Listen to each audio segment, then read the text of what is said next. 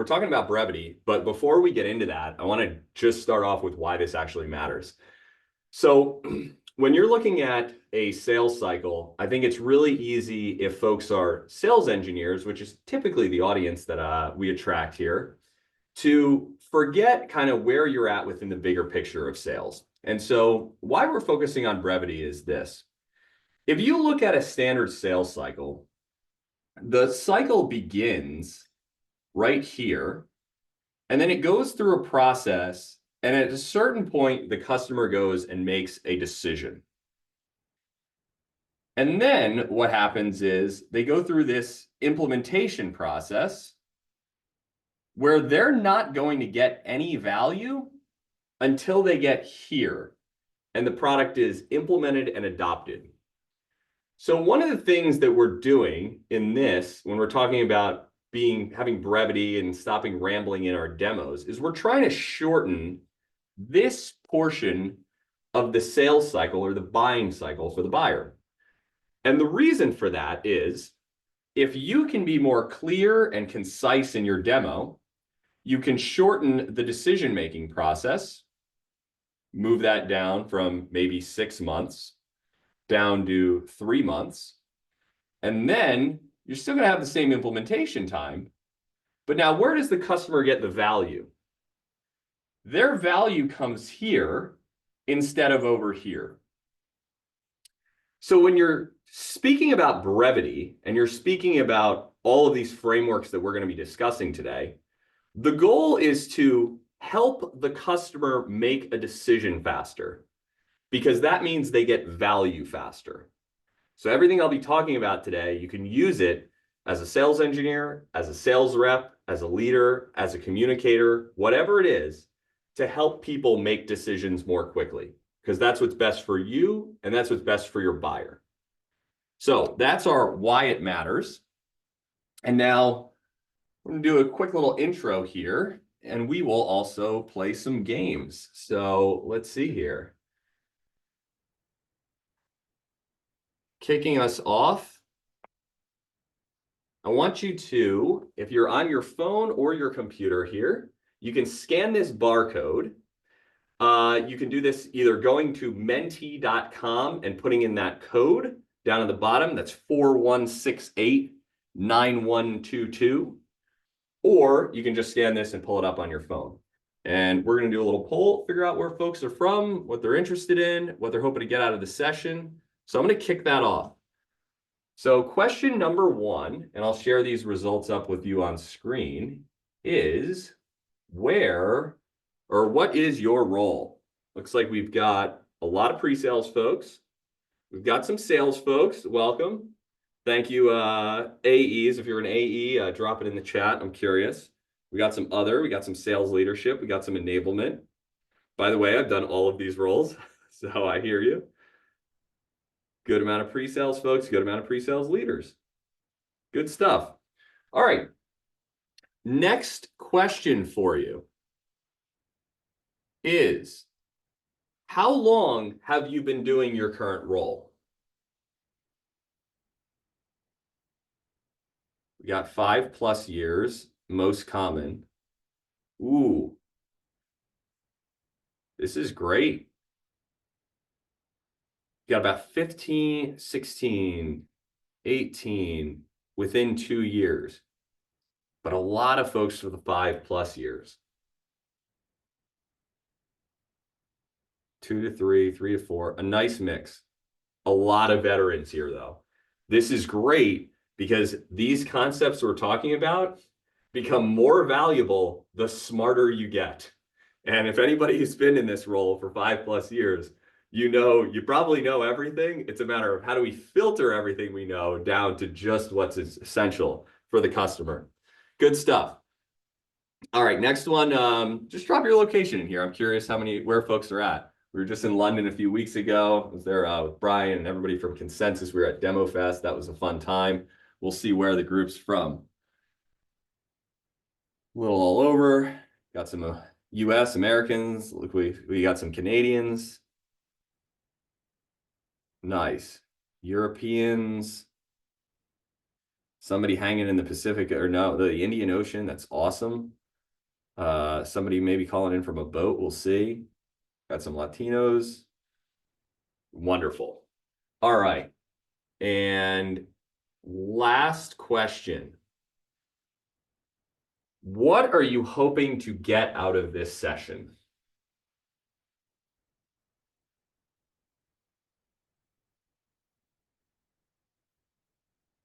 Knowledge, brevity, tips, ideas, clarity, tools, ideas, mastering brevity, effectiveness, techniques,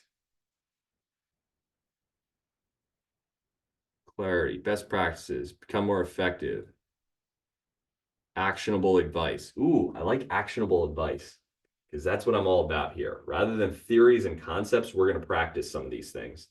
So, good stuff. Thank you all for getting involved with that mentee.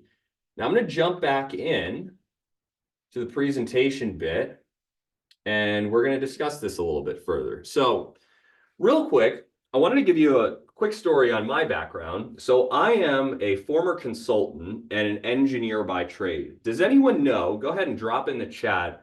Do you know what you get when you mix a consultant and an engineer? Yeah, definitely an SC. A tactical weapon. I like that, Brian. It depends from Carrie Rizzo. Oh, it's too good. Superhero? Yeah. Trusted advisor? You get a lot, right? But here's the other thing you get. Neat. Steve Dvorak, spot on. Steve Dvorak nailed it here. This is what you hear. This is what you get. You get an over-explaining person that just gets way too into the weeds. It's a mix of the technical brain with the engineer and the afraid to be wrong brain of the consultant that says it depends. So you get a lot of jargon and a lot of things. So I spent a lot of my career with this struggle of brevity. And so everything that I'm going to take you through today has helped me in being more brief, more concise. So yes, you do get these superpowers, but you also get the good with the bad. So I'm going to go and break this down for you. If you haven't met me before, I do sales training all over the world. Alpha Presales that was actually awarded top 10 sales training company of 2024. So this is pretty cool. Not many pre-sales companies got this. And one of the things that we're going to go and take you through here is how to sell so that your client or your buyer can do some of the selling on your behalf. And this was just a quote from one of the sales reps and sales engineer combos that went through one of the trainings that I did. They said, I was always scared after meetings because we would be gone and then they weren't in the room anymore to actually sell and help spread that message. He said, but now I'm not worried about that because prospects sell internally on our behalf. And that's the goal of today's session. I want to give you some frameworks so that when you leave the room, the prospect can continue to tell your story and tell your message so that they can ultimately decide to do something. So I'm going to ask for a volunteer in the chat. We're going to play a little game here. And this is a game that helps folks with brevity. And you all can, we're going to practice it now, and then you all can take this and you can play it on your weekly team meeting. So I'll ask for folks, if you want to go and raise your hand, we're going to bring somebody up on stage, and I'm just going to ask you to explain the implementation process for your company or the software that you have. Or if you're in between companies, maybe the implementation process at a former company, whatever it is. But all I would need is someone just to come up, and I'll just ask them, hey, can you tell me a little bit about the implementation process? And they're going to go and try to explain that for about a minute or so, 60 seconds. Anybody care to raise their hand to come up on stage with me in order to do this? Got any takers? Let's see.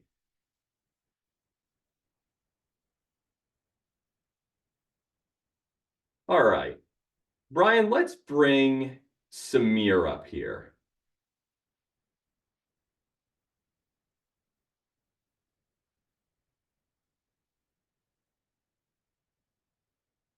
All right, let's give him a round of applause here. Samir, thank you for coming up here. All right, Samir, you want to do a quick intro? Yeah. Hello, everyone. Samir Kosser. I'm a longtime SE, currently at Home Run Presales as a senior solutions consultant, and had the pleasure of meeting Rew a couple weeks ago. So I'm really excited to be up here. Yeah, awesome. Well, thank you for doing this. This is a lot of attention. We got a bunch of people on here, Samir, so no pressure. But we're going to play a fun little game, and this is just going to be a game that you can go and play wherever you want. And we're going to have Samir, I want you to explain the implementation process for Home Run or for any company, really, for that matter, in about 60 seconds. And I'll pull up a timer here. You don't have to be exactly on, but you've got about 60 seconds to go through that. Take it away. Yeah, so when it comes to implementing Home Run, we have set it up in a way to make it as easy as possible. We go through a Google Doc that lays out all the various pieces from which integrations we're connecting with your CRM. One of the biggest pieces is deciding what type of attributes you want to be able to take down. And then depending on those attributes, which ones are we actually pulling in from the CRM? Which ones are we pushing up to the CRM? That takes majority of the time. The next piece is going to be around activity management. What are the types of activities that are valuable for the team to be tracking down? And what do we want to call them? And a lot of this is thinking about we don't want to track everything, but we want to track enough. So finding that middle ground between what are those activities. Another piece of this is from the stages perspective. What are the pre-sale stages that we actually care about? As we all know, we're given maybe one or two sales stages within our CRM, but we all know that in pre-sales, we have multiple stages below. So determining what those stages are. So I'm going to give you the timeout. It's a good stuff. Samir, that was 68 seconds. So good stuff. It was really clear. I picked up on the requirements, the activities, being able to go and track that and keep track of things. So nice explanation. Now, Samir, what I want you to do is I want you to say everything you just said, and I want you to do it in 30 seconds, not 60 seconds. Can you do that? Yeah, I can give it a shot. All right, let's do it. I'm going to start the timer in 3, 2, 1, go. All right, so from our implementation plan, we lay it all out for you with the easy to digest Google Doc. Within the doc, there's going to be different things such as the stages you care about, the activities you want to track, all of the different integrations you want, what are the various attributes you want to map to and from your CRM. And this way we guide you through each step. We are able to visualize it together and then decide on what's too much, what's too little. And by the end of it, we will get you fully onboarded to Home Run. That was awesome. So that was 32 seconds. So good work here. All right, Samir. You thought that was good, but now we're going to ask you to do this in 15 seconds.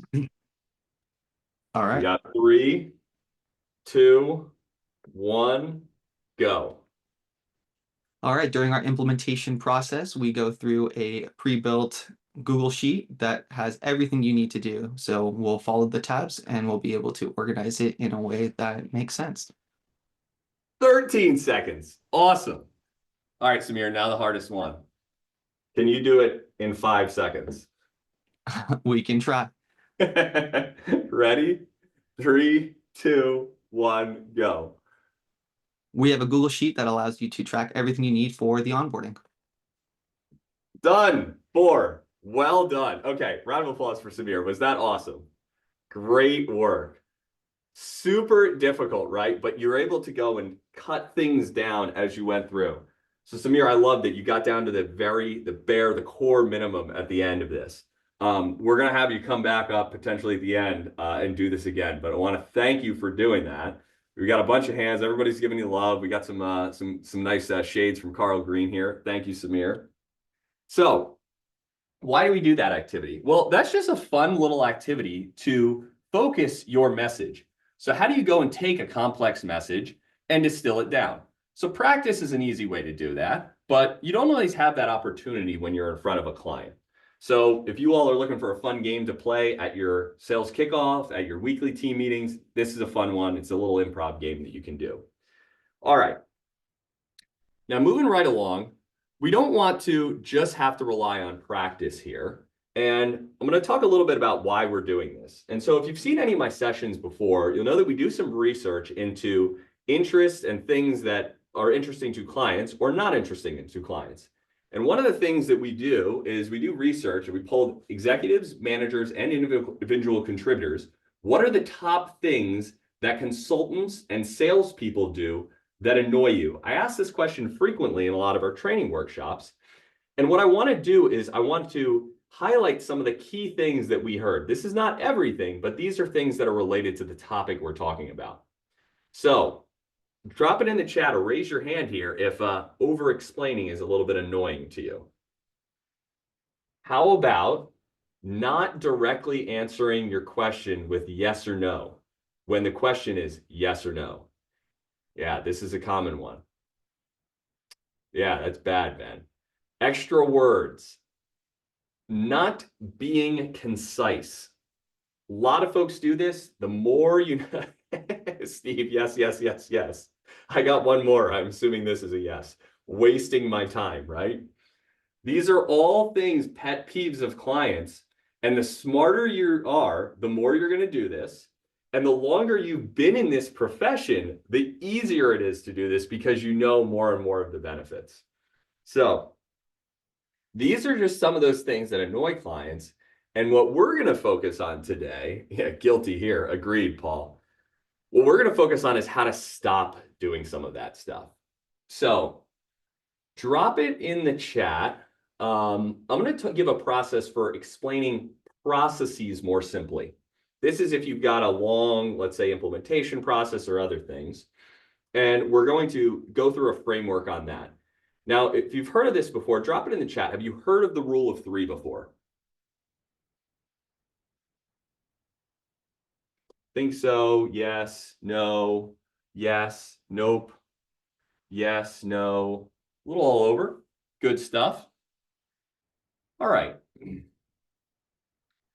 So the rule of three is a very simple and very effective brevity framework that you can use not just in demos, but anywhere. So I use this regularly. First off, you'll notice that there are 3 bullet points on this slide. That's intentional. But the rule of three is a marketing concept, and it's probably applies to more than just marketing, but it's this idea that the human brain has a real difficult time remembering things that are more than 3. What's nice about 3, though, is it starts a process and it often creates a pattern. So if you look at the Rice Krispies, it's snap, crackle, pop. There's the ABCs, there's Do, Re, Mi, there's the Three Stooges, the Three Wise Men, the Three Amigos. Threes exist all over the place. And if you start recognizing that, if you're not familiar with the rule of 3, you'll start to notice this more and more as it's now triggered in your brain. Snap, crackle, chop sounds like me walking first thing in the morning. Ben. Same thing. I got a couple of knee surgeries here. So the rule of 3 is a great way to go and simplify complicated concepts into 3 things. Now you might be saying, okay, great, but how do we go and simplify something like the implementation process into 3 things? It can be tough, right? So step 1 is, if you haven't heard of the rule of 3, if I ask you what are the top 3 benefits of your software, I want you to list out the 3. Or if I ask you, what are the benefits of your software? Only list out the top 3. If you list out 2, it can be compelling. 3, a little bit more substantive. But once you get to 4, it gets really hard to remember all of them.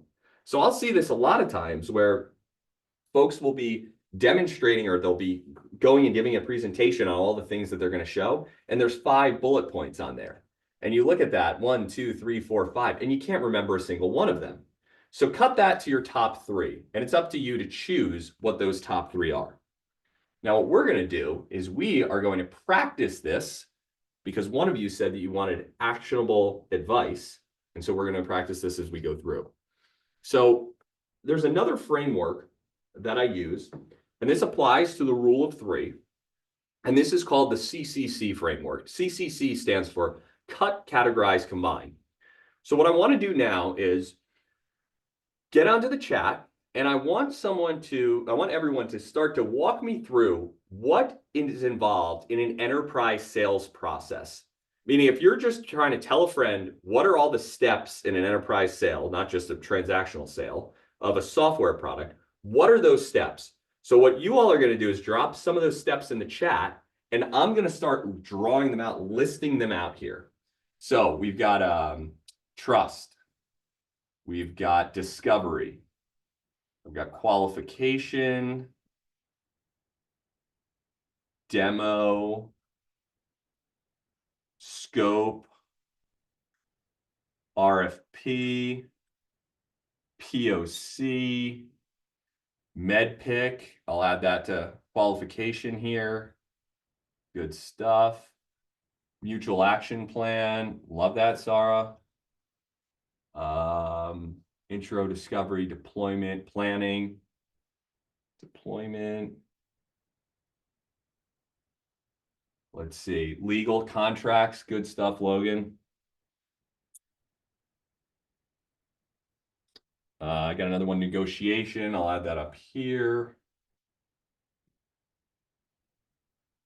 Onboarding, problem solution value, close one, love it. Gather support from the buying committee. Yeah. All right. So for the sake of simplicity, we're going to take this and we're going to try to kind of outline what this looks like sequentially. So if I were to do this, probably step one is just probably looking at building trust, sort of rapport. We'll do some qualification, then maybe discovery. Then we go into a mutual action plan, let's say. We get into a demo, it's 5. Then maybe we do scope out a POC, or maybe that's more into deployment. And then we do the POC. Oh, an RFP, that probably happens beforehand. So I'll put that as step 0. So now we're at 7. And then let's see, we might go to legal and contracting, it would be 8. And then back up to negotiation, that's 9. And then we'll do close 110. And then we'll do deployment 11. So if you were to walk up to a buyer and you said, hey, I'd like to sell you this software, there's only 11 steps that we need to go through, how excited do you think they would be to be starting off this evaluation? Probably not very, right? Pumped. Yeah, doubtful, right? Christina, we got some people laughing here. Yeah, this is really complicated. Has anyone ever been to the Cheesecake Factory? This is like looking at the Cheesecake Factory. You walk in and you have no idea what you want to order. So this is really complex. So now what we're going to do is we're going to use the CCC framework to cut, categorize, and combine. So now I need your help again. In the chat, are there certain things on this list that you think, if we're talking about the implementation process or the sales process, maybe we could cut, not because it's unnecessary, but it's a lower, it's not applicable in all cases. So let's see, what were things here that maybe you could cut from here? Legal and contracts could be there. POC, yeah, it's likely that could go and get cut. Maybe it's not a POC. Maybe it ends up being a demo. Let's see. Please cut POC, says Joe. I love it. Please cut the RFP. Agreed. No one likes that one. Yeah. Yeah, so we can cut a couple of things, right? And it doesn't mean you can always cut everything here, but these are some ideas. This is just to get us thinking. Now, let's forget the cut. Let's move on to the second C, categorize. Is there anything, reminds me of a South Park episode. That's fantastic. I love South Park. Is there any categorizing that we could do with any of these things? Ooh, I like this, Jason. Trust is part of qualification. Interesting. So this and this could be maybe combined. Steve Dvorak combined some things like technical fit and business fit. Agreed. Discovery, qualification, and scope. Yeah. What else here? Discovery falls in there. I would agree. There's all trust building here. So we cut. Now we're categorizing. How about this? Discovery, trust, value, legal, contract, negotiation, close one. Ooh, I like that, Kenya. So legal and contracting plus closing plus maybe negotiation. So what are we doing here? We're categorizing our second C or combining our third C. So now let's look at that. If we could go and combine or move closed won and negotiation into sort of this legal and contractual thing. And let's see, we've got mutual action plan. We've got demo and scope. What are your thoughts on demo and scope? Oh yeah, here we go. Demo scope call. How about a demo and POC? Does anyone think that a demo really is a proof of concept? Maybe. Or a proof of value? Could be, right? Could we go and rename demo and POC and other things and just call that all proof of value?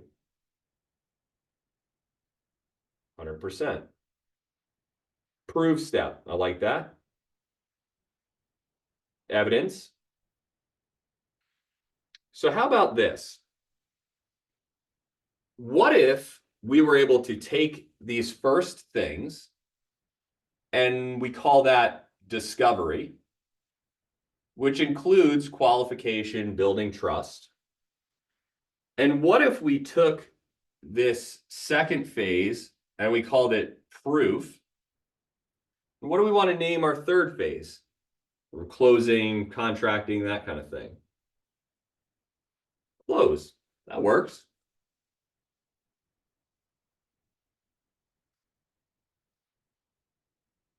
Now, if we were to use this, we now are down to 1, 2, 3. And maybe you massage this a little bit.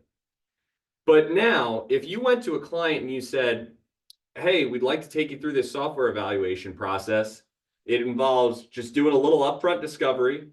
Then we'll go and prove out the solution. And then if it works for you, we'll go on to contracting and closing activities. How does that sound? Does anyone like that better than here are the 11 things that we need to go through? Way better. Much better. Much better. Yeah. All right.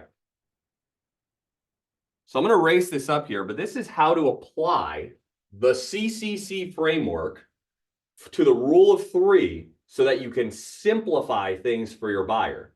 And I guarantee you they will pursue more opportunities like this, and they'll probably make decisions more quickly as a result of it. So what are some key takeaways that people got from this session? Go ahead, drop it in the chat just on the CCC. Any comments, feedback? I'll erase this stuff for us.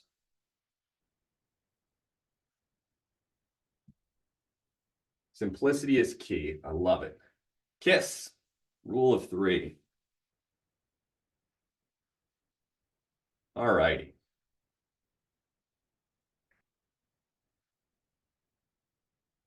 Proof is incredibly important to the buyer. Simplicity and brevity. Love it. 3 is the key. Yeah, that rule of 3 has worked wonders for me. Being a process-oriented individual, industrial engineer, it's easy for us to go through each and every step. And a lot of times we can simplify using that CCC. So if you want to stop rambling, use the rule of 3 and use CCC to help get you to that rule of 3. Now what we're going to do is introduce another framework, and this is good for explaining products more simply. So you all are probably selling software products, or maybe even you're selling certain features or solutions inside a bigger platform. And that can be difficult. And I used to sell a low-code platform, and it was difficult because say, oh, well, what does that do? Well, you can drag and drop and point and click, and you don't have to code, and you do all sorts of things. You get to this explanation, and then your parents have no idea what you do for a living, except for you work with computers. So this is a way to explain products more simply. And when you look at this, you want to think about, drop in the chat. I want you to take an example of this. I want you to tell me, what is Salesforce? Go ahead, drop it in the chat and explain to me. What is Salesforce? We're going to talk about that product. We can talk about any product, but this is a good example one. What's Salesforce? CRM. Nice. Okay. Now, hang on a second. What is CRM? Program for organizing data, the world's greatest platform, a tool to manage your customer relations. Where it all happens. Oh, rule of three. It's a three-letter acronym. Yeah, that's CRM. Let's see. System for managing customer data. Cloud-based customer relationship management platform that helps businesses improve customer loyalty and productivity. Yeah. Where sales reps are meant to add their notes. Yes. And where they often do not. Paul, I love it. Let's see here. Yeah, I've been the sales rep that did that. I was not applauded for my Salesforce hygiene. Okay. So you see, there's a lot of answers to this, right? And it's tough. I loved Sarah Jones's response here.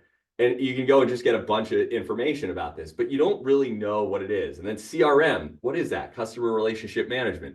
Okay, but what is customer relationship management, right? It's confusing. So I'm going to introduce this new framework, a different way to do this. And before I do, I want you to show you what ChatGPT says Salesforce is. So if you read this, it's a cloud-based customer relationship management platform that helps businesses manage their interactions with customers and potential clients. Salesforce also offers robust marketing automation capabilities, enabling business, blah, blah, blah, blah, blah, blah, blah. This is too much. This is not going to have anyone's attention. So the framework that I'm going to introduce is simple. There's two questions that you need to answer for the person that you're speaking to. The first question is, are you talking to me? No, it's actually, who is it for? Who is this product or solution or capability for? You want to know that before you get into the details, because if you start to get into how it all works, people don't know, is this actually relevant for me? So the question you want to answer for them is, who is it for? The next question you want to answer is, what is it for? So I got this from Seth Godin, excellent marketer, but it's really clear. If you're talking about any product or service, just say who it's for and what it's for. So now let's make this applicable. I want you to drop in the chat, who is Salesforce for? Go for it.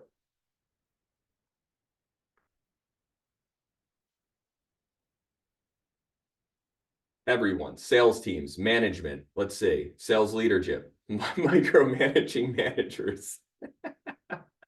I love this group. Sales, customers, go-to-market teams, the next sales rep. Yeah, that's true. Once one's gone, you got to figure out what the heck was going on. Customer-facing departments. Yeah, it's a little all over the place, right? Now let's go and let's focus in on one of them. Let's say it's for sales reps. At least that was the promise, right? It sounds like it's a little bit more for leaders. But let's say Salesforce is for sales reps. What is it for? So now answer that question. It's who it's for is sales rep. What is it for the sales rep?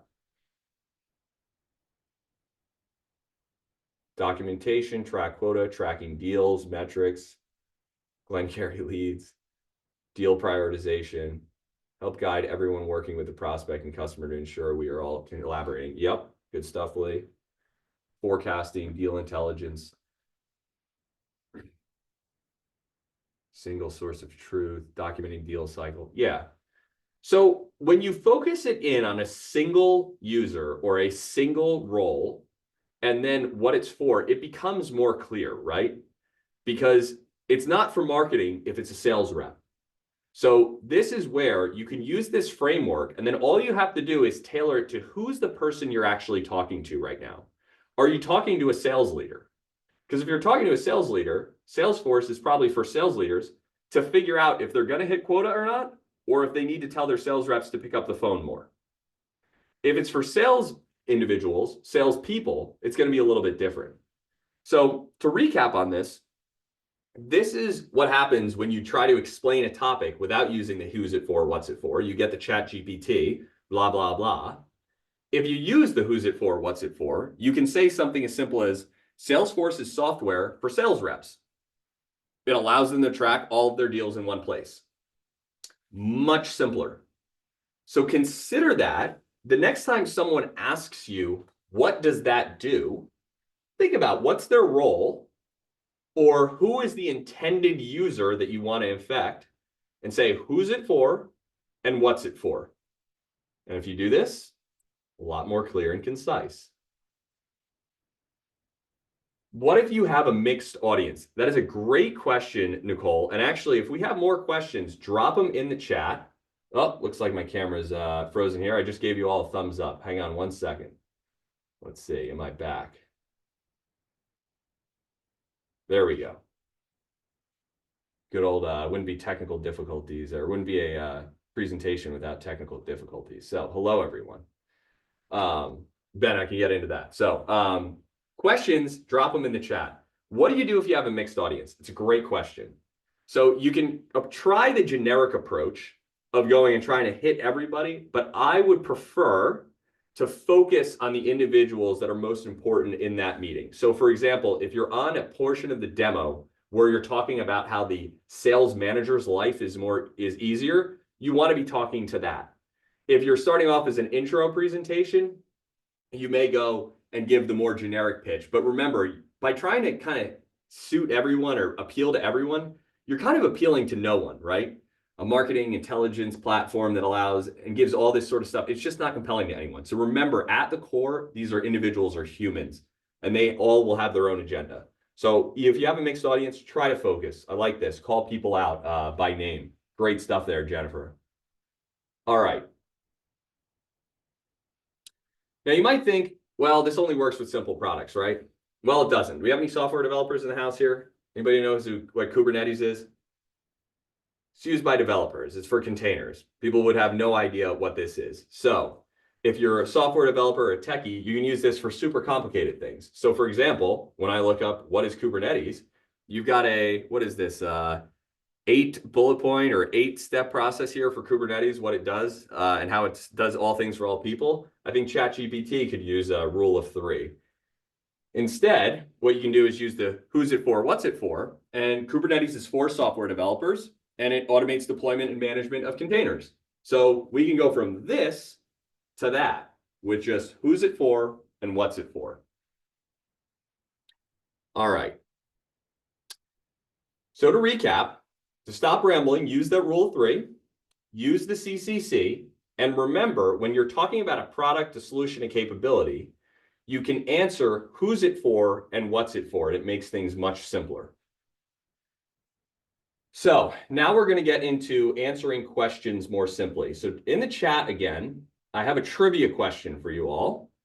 And that is, what's a sales engineer's favorite answer to a question? Let's see what we got here.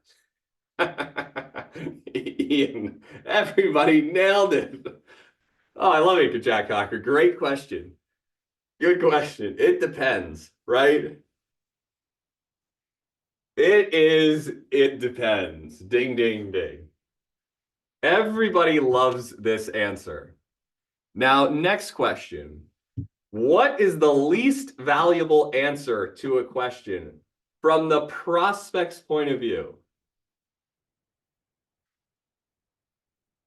Yeah. Silence. It is also, it depends. So the truth is, the answer to most questions is it depends. However, that is not a helpful answer in sales, because what it does is it sort of takes responsibility and it goes and it gives it right back to the client and it says, you figure it out. That's what you're saying when someone asks you, how do you integrate with our backend systems? And you say, it depends. Here you go. I'm going to give you 15 different options, and then you're going to have to go talk to Rick from IT to figure out which one is best for you. So it's not super helpful. Now, I want to tell a quick story on this, because this is what your prospect feels like when you say it depends. You just hit them with all this stuff, right? And they're overwhelmed and they're discombobulated and they don't know what to do. And I'll give you a good example. I've got a friend in Boston. He's a VP of finance, was at a company where they weren't quite startup, but they were looking to go and buy a new financial platform. And they were evaluating 2 companies. One was Oracle, NetSuite, and the other was a smaller competitor that I won't mention the name of. However, we were talking and he said, he knows what I do. So he said, oh yeah, I just went through a software evaluation. I was like, oh, what do you think of it? He said, oh, well, it was really interesting. I said, who did you end up picking? He told me about the two different vendors. He said, Oracle. I said, why did you pick Oracle? He's like, well, you know, Rew, I didn't want to pick Oracle at the time, but I just noticed that the pre-sales difference was very different. And I said, tell me more about that. That's usually the folks that I'm training when I'm doing a sales training. And he said, so it was interesting in that we got the demos of each product and we did some solution. It's a lot of solutioning in these sales processes. He said, but when I was talking with the sales solution consultant from Oracle, I can't remember what they call them, their names. He said he would go and say, how would you go and set things up for our system, you know, how we're doing things? And he would get sort of a, well, based on your answer, I think that you should do X, Y, Z, whatever it was. And he said when he was speaking with the other solution consultant, that solution consultant would talk about the flexibility of the platform. And he'd say, well, you have a lot of options. You can do it this way or that way or the other way. And he said, it got to the point where I just wasn't sure of what we needed to do. And so I said, so let me get this right. You just wanted to be told what to do. He said, yeah. I said, so you picked Oracle just because they told you what to do? He said, yeah. I said, okay, now here's the real tell. If the solution consultant from Oracle was on that smaller competitor, would you have picked that product? And he said, yeah. I said, wow. So the difference between the two of these was that one said it depends and gave the customer lots of options, which made them confused. And one took an opinion and a point of view. And that's the one that got the business. So the moral of this story is, it depends without more information is not helpful for your buyer. In fact, it will often turn them away because you got to remember, if they're talking to you, it's because they're not sure what to do. If they did know what to do, they would have already made a decision. So, Joe, I love this. This is why clarifying questions help. Exactly. So, what we're not doing here is we're not saying never say it depends. That's not the case. Instead, we want to talk about some alternatives to it depends. These will be helpful for your client and they'll also help you to stop rambling, because a great way to kill time in a demo is to go and say it depends and then give all those options. So these are some alternative forms of saying it depends without saying it depends and with asking and clarifying for more help. So I would highly recommend trying a couple of these out in your next meeting.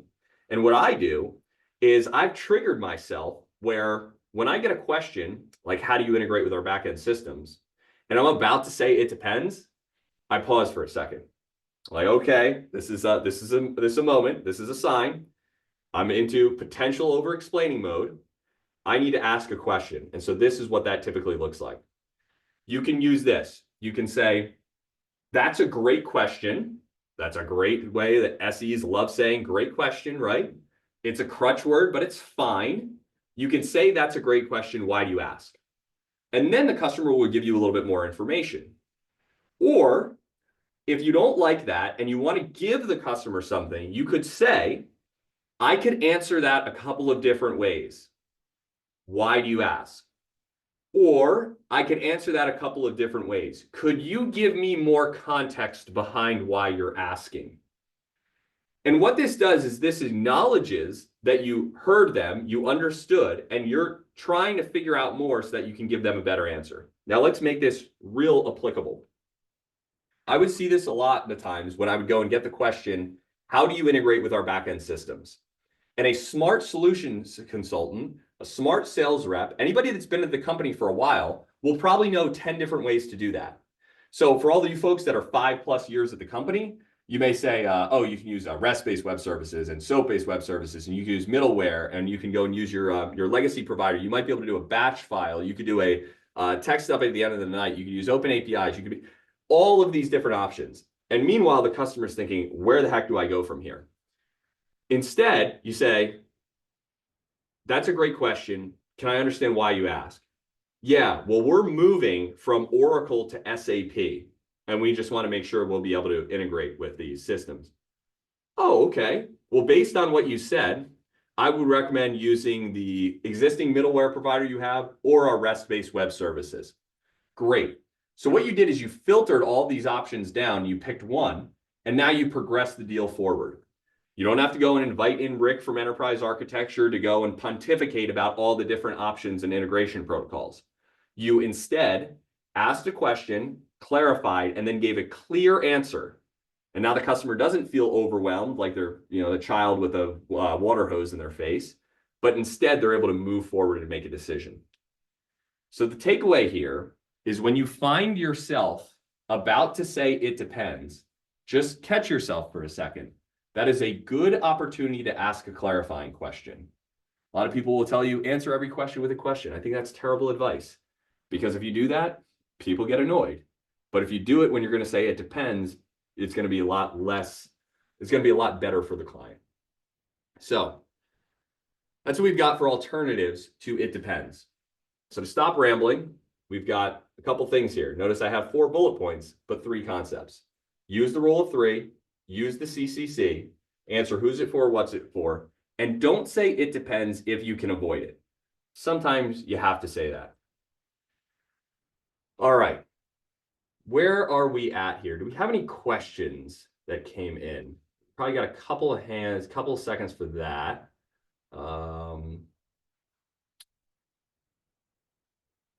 If not, let's pull up Samir again. Samir, you want to come up on stage and just give one quick rundown again on maybe the 3 steps to implementation?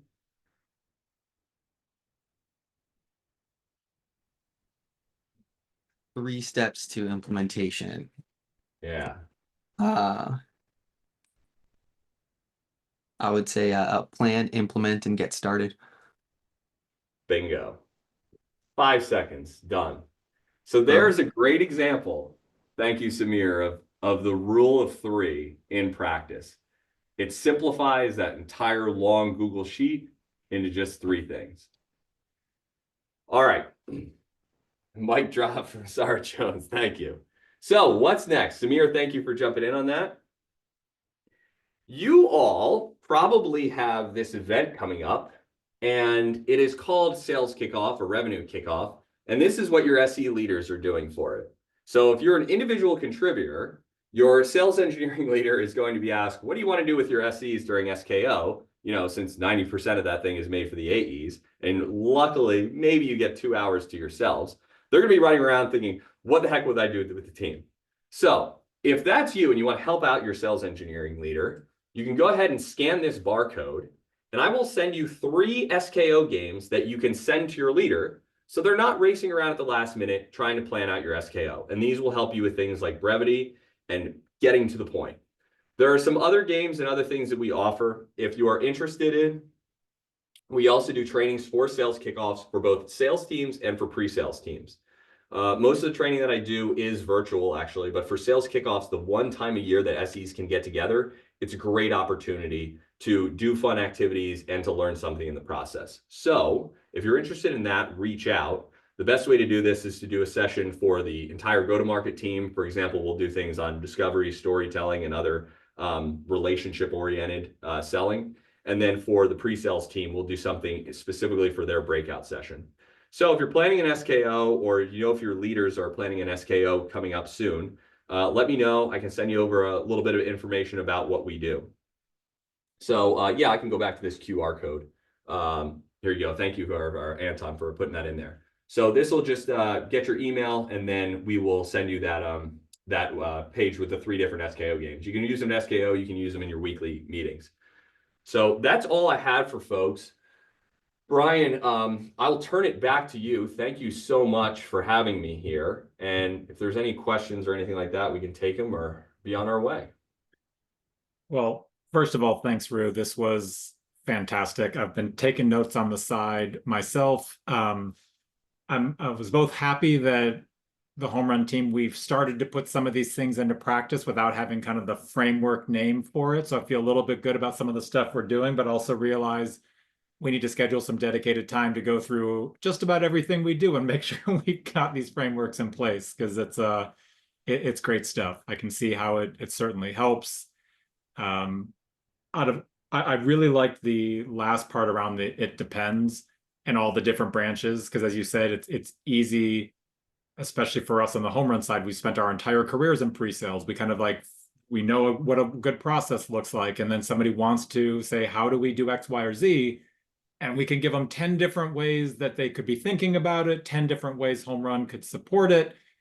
And to get it down into the, well, tell me why you ask, why are you asking? Like, that's so helpful to then figure out what is the right recommendation for them versus just here's a menu of 10 different things. So Yeah.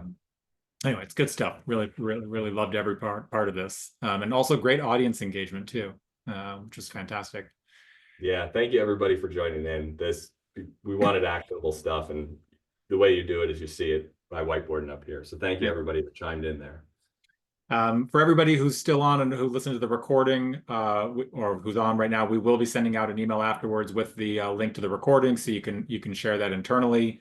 Also, definitely recommend getting in touch with Rew for any of your trainings in the SKO. As I mentioned up front, we brought Rew in and did some training for a home run customer. It goes over really well. It's amazing content. Everybody gets a lot of value out of it. So big endorsement for Rew and Alpha Presales. All right, and with that, looks like a lot of thanks coming in, appreciation coming into the chat. So Rew, thanks so much. And we're going to go ahead and end it here. All right. Awesome. Bye, everybody. Thanks, everyone.